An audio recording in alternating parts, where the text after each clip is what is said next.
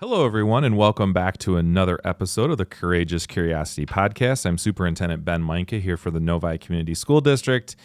And I say it every time we have exciting guests, as we absolutely do today, but it's rare that we get an opportunity to kind of think outside the box and have, a conversation that's a little bit different. And so I think for those of you that are tuning in to this episode today, you're in for a treat. You're going to hear from one of our Novi High School alumni. You're going to hear from one of our current coaches. And the question that we're really trying to explore today is, what is the intersection between technology advancement and athletics? And we have two people who are near and dear to the Novi family here with us today. I want to let them introduce themselves in just a second, but really, we are a district that celebrates engineering and technology and STEM and all of the things that help provide this kind of innovative approach. And we also pride ourselves on, competing, at our highest levels in athletics. And so it's a really cool opportunity today to kind of explore this question with our guests. And so I want to give each of you a little bit of time just to introduce yourself, a little bit about who you are, and your connection to Novi. So Andrew, we're going to start with you. All right. Hi, everyone. I'm Andrew Abler. I'm graduated from Novi class of 2023. I was one of the captains on the football team and also one of the captains on the baseball team that we ended up winning the state championship my senior year. That's probably still my best baseball memory ever. Yeah, it's a good one. In school, I really bought in. I like to say a couple of my friends were just like, "Oh, it's high school, gotta just get through it." But I kind of took my time to enjoy it, and I think that paid off pretty well because all that effort led me being able to commit to Harvard. And now I'm playing baseball there and having a really good time. My major at Harvard is applied math, computer science, and economics. And I'm really interested in machine learning, and I've done a couple projects on how that intersects with baseball. And I'm just really excited for what the future holds. Yeah, that's awesome. Well, you're kind of a role model and a little bit of a rock star, walking through these halls again, and it's great to have you on the show. I'm very interested to hear a little bit about your journey over the last couple of years since you've left Novi, but we really do appreciate you taking the time to be here with us. And, Coach Sparks, you're not a stranger, but share a little bit about your background as well. Sure. Jim Sparks, number one Andrew Abler fan, first and foremost. For sure. Thrilled to be in the same room with him. Was a great Wildcat for us and serves as a great example for the kids today. I'm going into my fifth year coaching football here at Novi. I've got over 30 years of experience, so I'm always looking to improve and do the best I can to represent the Wildcat family. Yeah, that's awesome. We're so glad that you're here, and congratulations, by the way, recently inducted into the Coaches Hall of Fame, which is pretty amazing. Thank you very much. Yeah, it's awesome. Obviously, you're both, been in this world of athletics, interscholastic athletics. It's a huge space, but I think, Andrew, you actually, when you were here at school, you took classes and, obviously you talk about your major in applied mathematics and things like that, but you took classes on coding and writing code. What did you do here that kind of sparked that interest or gave you opportunities to kind of explore that in a different way? All right. Yeah. So sophomore year of high school, my dad, he works in the computer industry, and he made me take computer programming 1. It was just like an elective. It wasn't like a big, heavy class or anything. Sounds like a dad move. Yeah, but I really, I was not that excited to take it because it was like computer programming. That doesn't sound that fun. But then after I learned some coding and understood how it all worked, I was really interested by it. And then I took computer programming 2 the next semester and started to actually be able to code things that are more than hello world. And It was really interesting. And then kind of branched off from there. My mom was a math teacher, so I always loved math. So I was just in the took calculus 1 and 2 with Mr. O'Leary. Was probably one of my favorite teachers here. He made integrals really extremely hard. So then when you took the AP test, they were really easy, and I really liked that. But yeah, and then I also took this class on Java. It was just AP Computer Science. and that was really fun too. That's awesome. Now, and this guy played football for you. Absolutely. Yeah. Tell me about his playing career in the football. I mean, obviously I know he's a baseball guy, but we love multi-sport athletes. So what can you tell us about his playing days? Absolutely. Like I said, like Andrew is like the model of what we want in the football players here. Like, excels in the classroom, multifaceted athlete, excelled in 2 separate sports. Football-wise, like he was one of those guys we could count on him to do anything. Like when he was a JV player, when I first took the job, I heard I had this great pitcher. So my first thought was, well, there's my quarterback. Sure. So I start digging into the film, and I found out he was playing tackle. So I'm like, I don't know how that's going to go. That's so awesome. When we met him, he ended up being a captain for our team, played defensive lineman for us, defensive end, ended up being an all-league performer there. Dabbled on the offense a little bit as like an H-back, but Nice. he was too valuable on the defensive side. The defensive coaches didn't want to share him. Sure. He's probably analyzing all the different formations, knew the other team's playbooks and things like that. Angles of pursuit were never He a probably problem wrote a code Andrew. for that Yeah. or something. Yeah. So we want to get more into specifically how that coding translated into what you're doing now.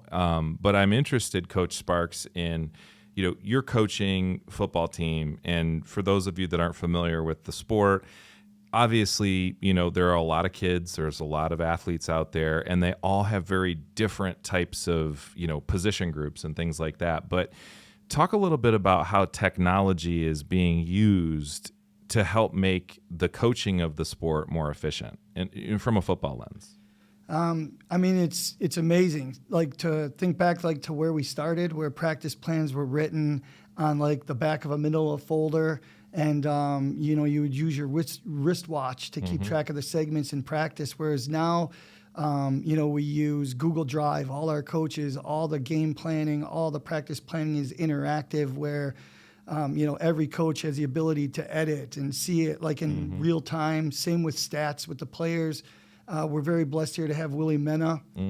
He wrote code. Speaking of code, one of the most amazing things that Novi has to our advantage that other schools don't is there's an application called Huddle, which is an online-based scouting software where you upload your game films. Well, you can purchase a package where the Huddle people do the stats. Well, Willie does our stats with the same program he uses to do the NFL stats on the weekends. He wrote lines of code that integrate the stat program to the Huddle program.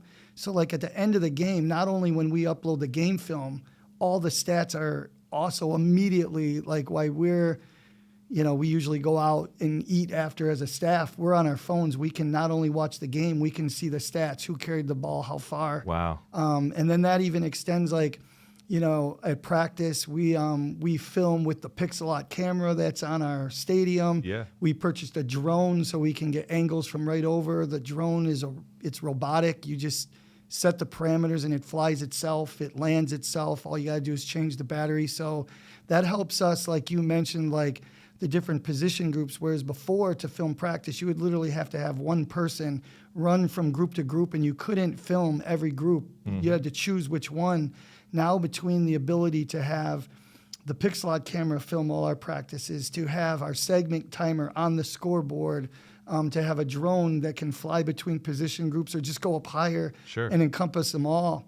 We're truly blessed, and we're constantly trying to find better ways to integrate the technology at our disposal to help our athletes. Yeah, and it's great that you brought that up, because really when you're coaching a team, it's just an extension of the classroom, right? You're an educator, and so you have a bunch of different kids, and so very similar to a classroom, it's just outside.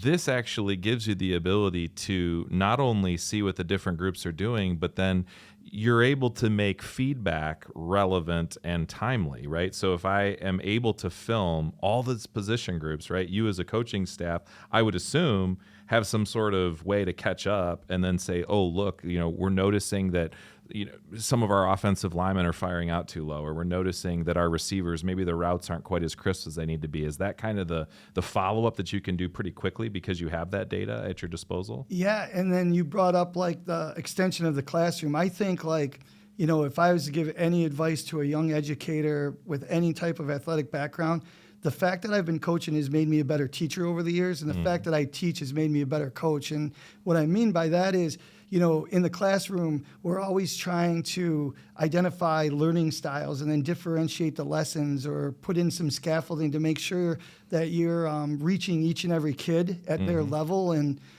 tailoring like your lesson to their strengths so they can learn. The same thing goes on football.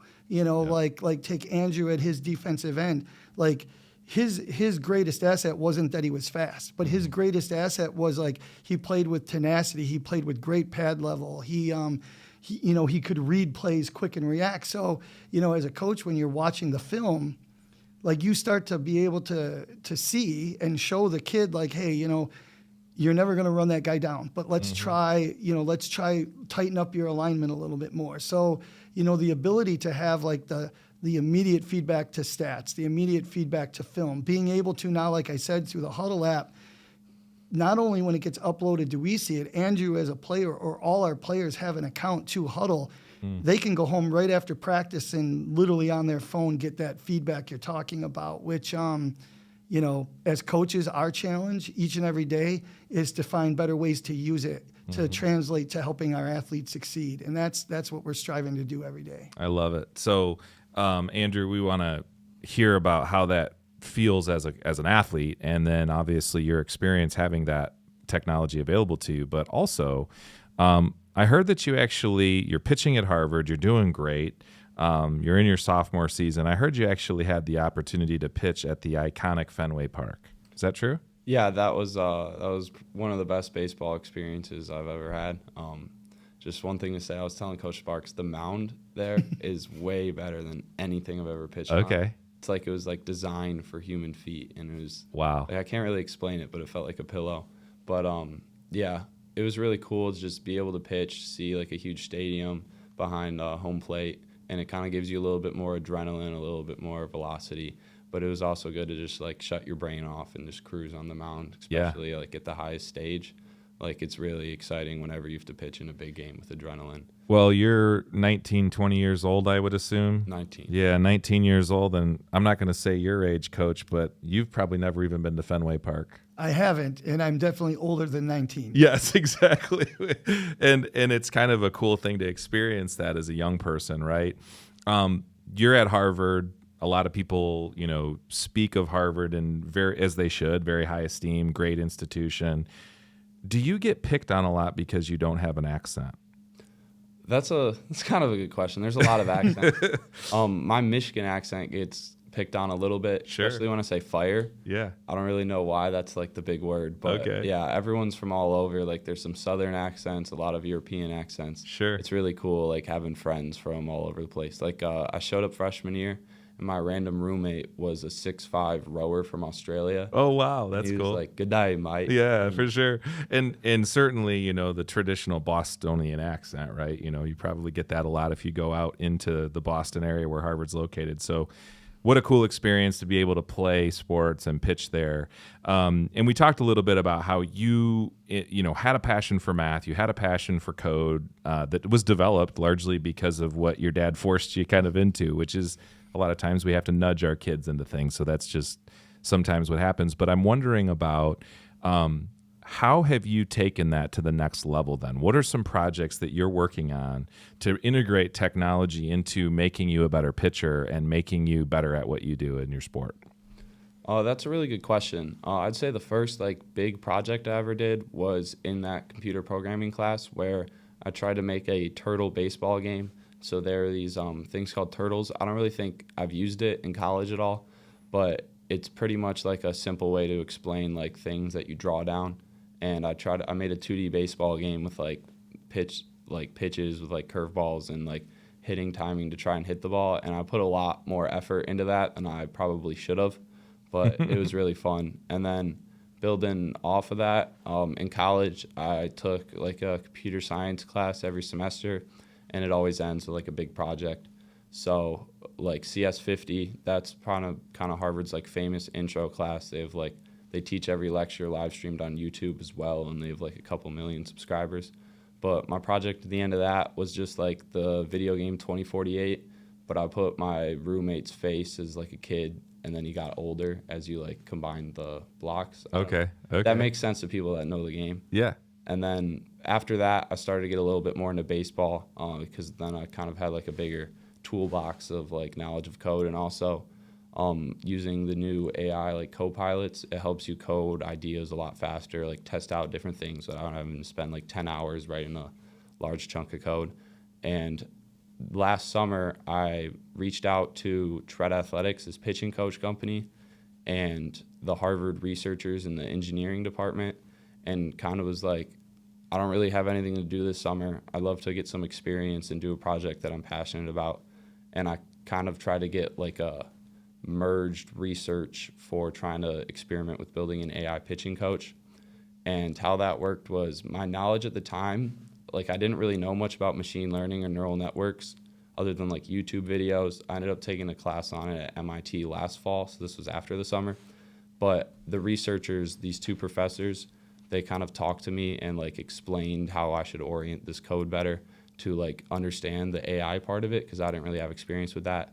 But I understood how to break down like all the baseball videos and like just like organize like different arrays and stuff from those classes I took at Novi and in CS50. But overall, it was a really fun project. I can go deeper in that later. That's awesome. And that is just not normal. And I know that you are not normal in a lot of ways, because you just continue to think about how can I make myself better? And it's something that a lot of people should aspire to. I mean, it's really impressive, and you should be proud of just kind of your internal drive to say, I'm not really doing anything. A lot of people would just veg out. They wouldn't decide to, make something that's innovative and better for the world and for your sport. But I think it's awesome. So give a little bit of context to what this new program can do, because it's using AI. You've coded it.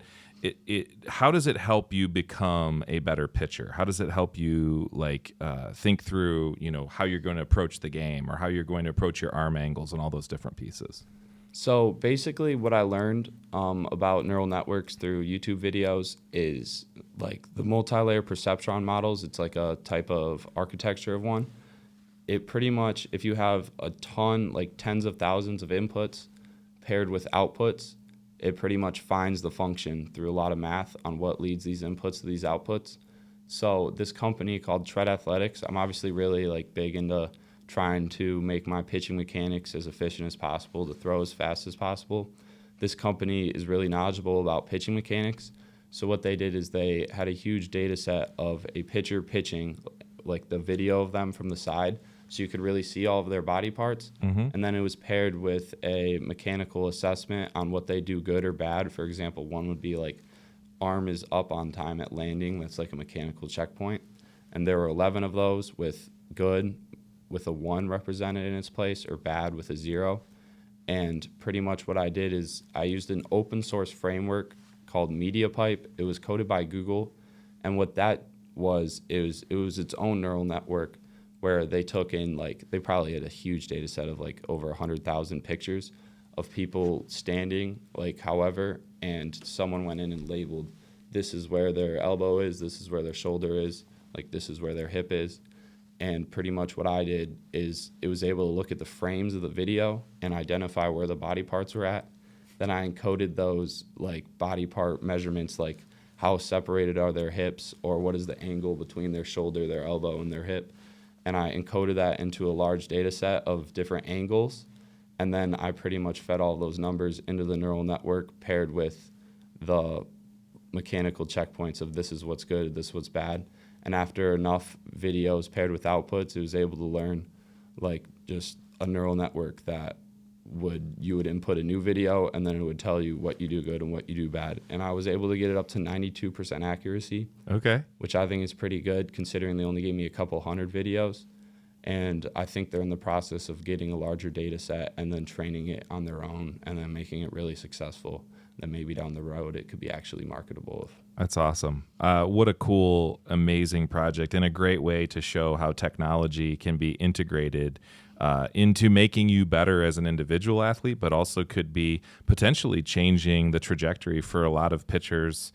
Just this one specific project you've done, and I am sure this is only the beginning. So, obviously amazing to hear about that. What are some other ways that you're integrating technology into your coaching? So I know you're thinking about, obviously we can get more video now, but how are you thinking, okay, we can now take that information and we can use technology? Are there other tools like what Andrew's describing that you've even heard of or been able to even imagine using as a coach? Yeah, 100%. So, the more data you can bring in, the more data you can analyze, the better results you can get, the better conclusions you can draw. So constantly looking for better ways to evaluate our athletes, to gear practice to get greater performance. So one thing I noticed is, I frequently go and visit college practices to see like how they're running practice. And I noticed the guys running around in what looked like sports bras. Like for the longest time, I couldn't figure out, what those were. And I didn't really ask. I just thought that because sometimes the kids wear some bizarre stuff. Sure, like, yes. I mean, sure. I would never, I did not think it's attractive, but I'm not big on the sleeves on the arm or any. Yeah. So I didn't question it. I'm like, okay, it's the latest thing. We're going to wear sport bras. But what I found out is each one of those had a pocket in the back and it had a GPS tracker in the back. And immediately I had to learn more. So I have some friends that coach at college, so I'm calling them up and I'm asking them. And what I learned is that these athletes are wearing these GPS trackers. And as they're running around, every aspect of their performance is being tracked by the GPS. So I started to find a company, that I felt comfortable with. Obviously, I wasn't concerned about the price. Like, if I find out that it's going to better help our kids, then I'll find a way to pay for it. Like, that's how I've always looked at it. But the thing I was most concerned was, what data points am I going to get? So not every company had a program that would break down the data in a way I wanted. So I came across a company, SPT. They were founded to evaluate athletes in Australian rules football. Wow. So the first conversations I had were with a gentleman from Australia, and they were just bringing their company over to America. So even still, when I log on to the site to upload our data every day, I have to choose from the drop down American football. Because like there's football on there, there's Australian rules, there's rugby. But we started using it for the first time last year, and I lost a lot of sleep because I would upload the data, and then there's so many ways to break it down and look at it from different angles. Like, I would sit at my computer and just start doing different data digs, and the next thing I know, it's 3:00 in the morning. But like what it's done for us is again, I could put it on Andrew if Andrew was playing for us, and at the end of the practice, I would be able to create a baseline for him in terms of like how many miles a day he's running, what's his top speed. I get to set what I consider a sprint, and then it will tell me how many sprint efforts he's had. So what that does for us is it helps us plan practice. So for example, like if we wanted an intense practice, and then I upload the data and no one reached their baseline in sprints, or it even marks collisions, so like, we wanted a heavy hitting day and we go on there and no one reached their baseline. So we reevaluate the practice. And what we really found the most eye-opening thing for us is on days where we were actually having light days, where we weren't wearing pads, the kids were running more and they were having more sprint attempts than they were on days where we were trying to be intense. Wow. So it really changed the way we plan practice. We switched the days up where we used to try to go like Monday was light, Tuesday, Wednesday was heavy, Thursday was light. What we found out is we do it different now. So now we go every other because it gives us an opportunity to adjust on the fly. And then the last thing that I really found valuable is a kid coming back from an injury. Yeah. Like this has been invaluable in that because, again, I'll just use Andrew as an example. He's sitting there like if Andrew was coming off an injury, say like a hamstring, and he was told like he can come back 100%. Well, Andrew goes out, he wears his tracker, and at the end of the practice, I realized he didn't come near his baseline data. So now that leads us to a really important conversation because like, hey, are you not feeling like you're supposed to be clear, but you're not close to your baseline. So maybe you're not ready yet, or he's just lacking confidence and it's time to get the trainer involved. Like, hey, you're not, let's turn it up. You're fine. Wow. So like, using this, and I'm very proud to say, like, out of all the high school, I mean, I have a pretty good network of friends that are at some pretty high-powered programs. We're still the only one utilizing this technology in our area. That's amazing. So like, it's new. Like we're trying to find the best way to do it. But like even last year, we're just scratching the surface, and I know it made us better at practice planning and evaluating those injuries, which, ultimately, as a coach, when you're presented with something, really, I just ask one question: like, is this gonna help us win games? Is this gonna help our kids perform at their highest level? If the answer is yes to both those, then we find a way to get it. Yeah. And that was the case with this product. Well, it's also a safety thing. I mean, if you think about how can we manage and prevent further injury, very, very powerful. You both are amazing. It's been such an honor speaking with both of you. I'd like, as we kind of close out, one of the things in our strategic plan as a district is we're always looking for ways to help students pursue their passions and interests. And Andrew, I think you are a great shining example of somebody who did that. And we want that for all of our students. And I think, Coach, for you, it's not just about football, right? It's about being well-rounded. It's about truly allowing that individualized experience for our student athletes and being able to expand in different areas. So as we kind of close, I'd love for each of you to just kind of speak to how important it is to be well-rounded and for students to have opportunities to pursue their passions and interests as we kind of close out. Andrew, we'll start with you. Yeah. So I don't know why I really liked school and sports, while a lot of my friends really just chose one or the other. I think it probably had to do with my dad being really into sports and my mom really into math. So just growing up with them. But my biggest advice to high schoolers is to try and challenge yourself and see if you like it. For example, my friend, I'm not really a physics guy. My friend convinced me to take the AP physics classes here just so he had someone to study with, and I ended up really liking it. And now I understand a lot of things about how the world works just because I took those classes, even though I'm not majoring in it or anything. So just things like that, it makes you a better thinker if you challenge yourself. And also, same thing with trying a new sport. I have a couple friends, for example, Tajon. He, once Coach Sparks got here. So when I was a sophomore, Tajon was not on the football team, and then we convinced him to join it for the first time while we were at the varsity age, and ended up being a really good athlete and starting for us. And, football was really fun for him, and it was a really good experience. So just things like that. You never know, if you're going to love a sport if you walk on, and just challenge yourself. You're only young and in high school once, so it's best to make the most of it. I love it. Thank you so much. For me, I got into teaching and into coaching because I believe as an adult, it's our job to try to provide the best possible experiences and as many of those positive experiences as possible to the kids that have been entrusted to us. So, we want to make an environment, at least within my program, where the kids feel welcome, where they're not afraid to fail, knowing that the coaches have their back. And, I have as much pleasure watching Andrew pitch in that state championship game as I did in winning any game. Not so much from the baseball aspect, but just because of the relationship I built with Andrew and the rest of those baseball guys. And the time I spend here at Novi, I encourage as many kids as possible to come out to football and, see if we can't provide some of those same positive experiences that I believe you'll carry through your life and look back on fondly, and somewhere down the road, maybe you'll be at Harvard too. I love it. Half the amazing things Andrew's been able to do. I love it. Well, thank you both so much for being with us. You're both just incredible examples, and role models for so many people that are in this community, in the school community.